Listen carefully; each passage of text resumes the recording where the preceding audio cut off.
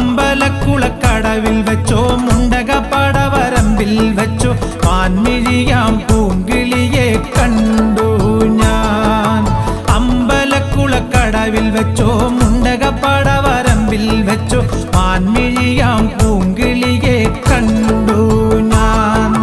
കാട്ടുചമ്പക ചന്തം നല്ല നാട്ടുമഞ്ഞളിൽ ഗന്ധം കണ്ടപ്പോൾ തൊട്ടേ കണ്ണിൽ കണ്ണായി നിന്നവളെ കണ്ണാടിപ്പൂവേ.